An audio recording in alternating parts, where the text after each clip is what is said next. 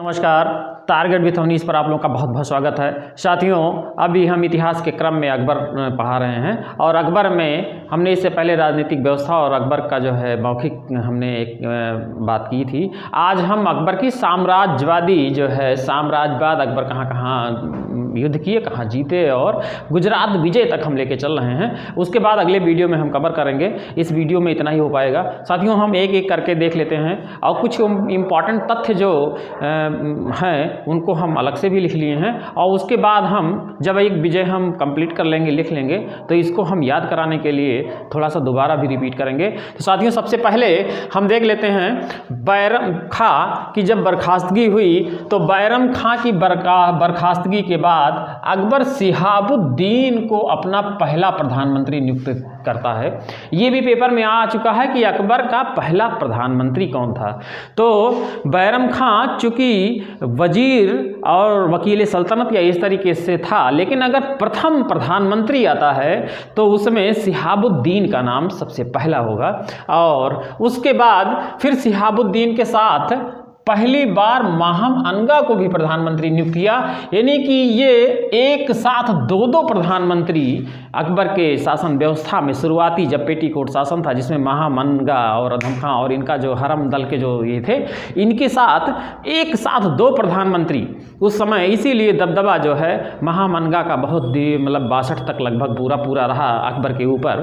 तो ये हम देखते हैं कि दो प्रधानमंत्री हो गए। एक शिहाबुद्दीन याद रखेंगे, शिहाबुद्दीन के साथ माहम अनगा भी प्रधानमंत्री बनी एक साथ। फिर मुनीम खां, इसके बाद मुनीम खां प्रधानमंत्री बनते हैं और मुनीम खां उपाधि के साथ खाने खाना उपाधि के साथ चौथा प्रधानमंत्री बना। चौथा इतना इंपॉर्टेंट नहीं है, लेकिन शिहाबुद्दीन के बाद मुनीम खां प्रधानमंत्री बनते हैं। कभी कभी ये मिलाने को आ जाता है, शिहाबुद्दीन, मुनीम खां और जो है उसके बाद अतका खां, और इस तरीके से मिलाने को आ जाता है। तो ये बहुत इंपॉर्टेंट चीज़ है। फिर इसके बाद 1561 में शमसुद्दीन अतका को प्रधानमंत्री बनाता है अकबर, और शमसुद्दीन अतका जो है अकबर का बहुत ही वफादार जो है ये प्रधानमंत्री होता है। हालांकि बाद में अधम खां इसको जो है मार डालता है धोखे से,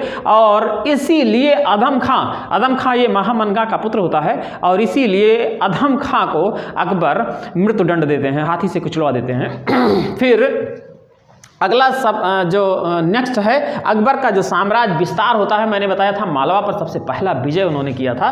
तो अकबर ने साम्राज्य विस्तार के क्रम में सर्वप्रथम 1561 में मालवा विजय जीता। इस समय मालवा का शासक बाज बहादुर था। बहुत इंपॉर्टेंट है, सर्वप्रथम बहुत इंपॉर्टेंट है, गुजरात बहुत इंपॉर्टेंट है, मेवाड़ इंपॉर्टेंट है। उसके बाद हम अगले वीडियो में गुजरात तक यहाँ किए हैं। अगले वीडियो में हम जो द्रुतगामी गुजरात पे दोबारा आक्रमण होता है तो वो लेंगे, और उसके बाद हल्दी घाटी का युद्ध जो होगा वो हम लेंगे। तो अभी फिलहाल हम देखते हैं कि अकबर के साम्राज्य विस्तार के क्रम में सर्वप्रथम 1561 में मालवा को जीता और इस समय मालवा का शासक बाज बहादुर था। और उसके बाद 1562 ईस्वी में राजपूताना आमेर ने स्वेच्छा से अकबर की जो है अधीनता स्वीकार कर ली, बिना युद्ध किए स्वेच्छा से अकबर का जो है। और अकबर की अधीनता स्वीकार करने वाला भारमल नाम होता है, और ये पहला राजपूत शासक था। भारमल पहला राजपूत शासक था जिसने अकबर की अधीनता स्वेच्छा से बिना युद्ध किए स्वीकार करता है। और इन्हीं भारमल की पुत्री हरखाबाई और जो जोधाबाई के नाम से प्रसिद्ध हैं, उन अपनी पुत्री का विवाह का प्रस्ताव भी अकबर से रखते हैं और अकबर उससे विवाह भी करते हैं। फिर ये है 6 फरवरी 1562 ईस्वी में सांभर नामक स्थान पर अकबर एवं भारमल की पुत्री हरखाबाई यानी जोधाबाई का विवाह संपन्न हुआ और अकबर के साथ किसी राजपूत राजकुमारी का यह पहला विवाह था। क्योंकि अकबर ने कई विवाह अपने साम्राज्यवादी नीति में विवाह को उन्होंने मतलब एक वो अपनाया जिसमें उन्होंने राजनीति के साथ साथ साम्राज्यवाद विस्तार और शासन व्यवस्था को सुलभ बनाने के लिए ऐसा भी किया और वो सफल भी रहे इसमें। तो ये क्वेश्चन मेंस में बनता भी है कि जिन राजपूतों को अकबर ने मिला के इतना बड़ा साम्राज्य खड़ा कर दिया, उसी राजपूत को औरंगजेब ने तिरस्कार करके अपने साम्राज्य को खो बैठा।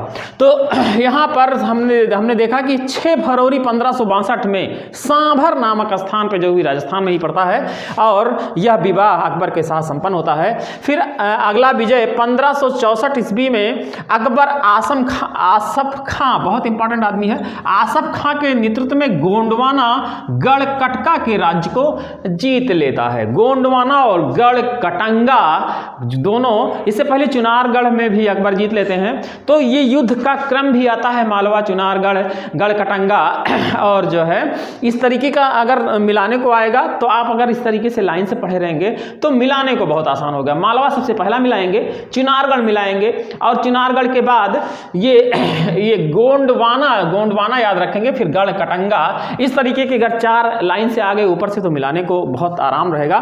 फिर गढ़कटंगा में हम देख लेते हैं, महोबा की चंदेल राजकुमारी दुर्गावती अपने पुत्र वीर नारायण की संरक्षका के रूप में शासन कर रही थी। दुर्गावती का विवाह संग्राम सिंह से हुआ था, बहुत इंपॉर्टेंट है। ये चंदेल राजकुमारी थी दुर्गावती। गढ़कटंगा तो मतलब ये सब शक्तिशाली साम्राज्य थे, और जिसको अकबर ने विजय हासिल की और अपने साम्राज्य में मिलाया। फिर जो अगला बहुत ही इंपॉर्टेंट और एग्जाम की दृष्टि से ये तो मिलाने को आएगा, ज़्यादा चांसेस है कि ये मिलाने को आएगा, लेकिन जो बहुत इंपॉर्टेंट है वो 1567 में अकबर ने जो चित्तौड़ किले की घेराबंदी की और 1558 तक चली। यहाँ उदय सिंह होते हैं, बाद में उदय सिंह नहीं मिलते हैं, लेकिन मेवाड़ के सिसोदिया वंश का शासक इसी राजधानी चित्तौड़ थी। इसमें जयमल एवं फत्ता, जयमल और फत्ता कहाँ का था? चित्तौड़ का था, और बहुत वीर था, और अपनी वीरता से लड़ते हुए मुगलों से वीर गति को प्राप्त हुआ। और अकबर उसकी वीरता की स्मृति में अपने यहाँ फतेहपुर, जो सीकरी होता है उसका नाम, जो अकबर थोड़ी आगरा से कुछ दूर यहाँ पे फतेहपुर सीकरी नामक स्थान फतेहपुर रखते हैं, और 2 हाथियों पर जयमल और फत्ता को जो है मूर्ति स्थापित करा देते हैं हाथियों पर। तो हम देख लेते हैं, जयमल और फत्ता की वीरता से प्रभावित होकर अकबर ने आगरा के किले के मुख्य द्वार पर दिल्ली दरवाजा के दोनों तरफ जयमल और फत्ता को हाथी पर बैठी हुई पत्थर की मूर्तियां बनवाई। फत्ता का नाम था फतेह सिंह, और फतेह सिंह ये राजपूत था, जयमल फत्ता। फिर अगला स्टेप हम जब ये चित्तौड़ यहाँ से जीतते हैं, चित्तौड़ के आगे हम, ये बहुत इंपॉर्टेंट है, जयमल और फत्ता ये बहुत इंपॉर्टेंट है, और फतेहपुर जो है इन्हीं के नाम पे रखा जाता है। फिर 1559 में अकबर ने रणथंभौर पर आक्रमण किया, जहाँ पे सुरजन राय हांडा होते हैं। सुरजन राय हांडा के विषय में बहुत इंपॉर्टेंट ये है, एक वाद्य यंत्र बजाते थे, और उस वाद्य यंत्र का नाम था ये तव्वारा उस वाद्य यंत्र का नाम था। तो हम आगे देख लेते हैं इसमें कि 1569 में अकबर ने रणथंभौर पर आक्रमण किया और सुरजन राय हांडा के किला पे मुगलों को सौंपकर शाही सेना में शामिल हो जाते हैं सुरजन राय हांडा। और सुरजन राय हांडा इकलौता राजपूत शासक था जिसे अकबर ने तव्वारा एक वाद्य यंत्र बजाने की छूट दी थी। तो ये जो है सुरजन राय हांडा जो रणथंभौर भी शामिल हो गया, और उन्होंने शाही सेना में शामिल हो गए। और अभी हम आगे पढ़ेंगे राजस्व व्यवस्था में जितना भी जो है राजा, ये राजस्थान में जो क्षत्रिय राजपूत राजा होते थे, उनको जो है उन्हीं के स्थान पे उनको वतन ये जागीर दे दी जाती थी, और वो जो जहाँ पे वो राजा थे, जहाँ पे वो शासन कर रहे थे, वहीं पे वो शासन करते रहे, बशर्ते ये कि वो अकबर की अधीनता स्वीकार करते थे और बदले में कर देते थे। और लेकिन राजा वहीं के थे, जैसे मेवाड़ का मेवाड़ में, बारमल जो राजा थे, हर जगह पूरे जो है राजस्थान में केवल राणा प्रताप वाले क्षेत्र को और ये यहाँ पे छोड़ करके बाकी सब पूरा जो है अकबर का क्या कहते हैं साम्राज्य फैला हुआ था। तो फिर देख लेते हैं आगे, जैसलमेर, यहाँ पे बचाने की छूट दी थी। फिर देखते हैं इसी क्रम में मुगल सेना कालिंजर का किला, उस समय रामचंद्र थे कालिंजर में, और कालिंजर का किला इन्होंने 69 में जीता। फिर 70 में जोधपुर और बीकापुर, ये सब राजस्थान में, जोधपुर, बीकापुर, जैसलमेर, ये सब राजस्थान है, ने समर्पण के लिए सबको मजबूर कर दिया और पूरा का पूरा राजस्थान जीत लेते हैं। और राजस्थान जीतने के बाद अकबर गुजरात की तरफ जाते हैं और गुजरात विजय करते हैं। 1572 ईस्वी में अकबर ने गुजरात को जीतने के लिए सैन्य अभियान किया।